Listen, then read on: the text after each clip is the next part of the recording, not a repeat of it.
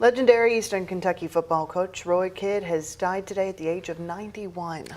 One of those guys where you just heard his name and you thought EKU, and sports director Ken Spencer is joining us now on his historic career in life. And one of the things that struck me just learning more about him was that he passed up an offer by Bear Bryant to go play for him at Kentucky, instead choosing EKU. He loved it so much. You know, Roy Kidd was Kentucky through and through, but make no mistake about it, the Corbin native was and will continue to be Eastern Kentucky University. Kidd coached the Colonels from 1964 to 2002, leading his alma mater to 2 Division I AA national championships, 2 runner-up finishes. He won the OVC Conference Championship 16 times. In all, he had 314 wins as the head colonel and is the member of the College Football Hall of Fame.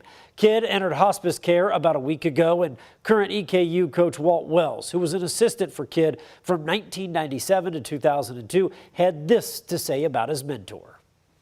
But, you know, Miss Sue's losing a longtime husband.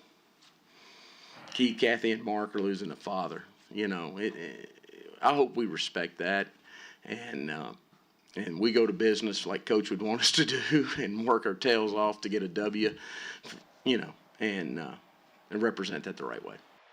Well, EKU certainly did just that, giving Kentucky everything they wanted and then some this past weekend at Kroger Field.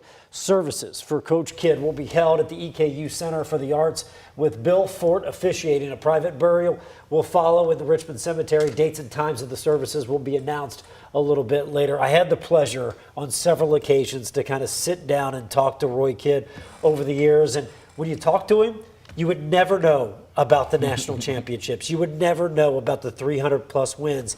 He was so humble, and he was just kind of Roy, chatting it up. But, man, that guy was Richmond, Kentucky. He was EKU. They can't name enough after him down there, that's for sure. No, his name's everywhere. And he deserves all of it. All right. Thank you, Kent.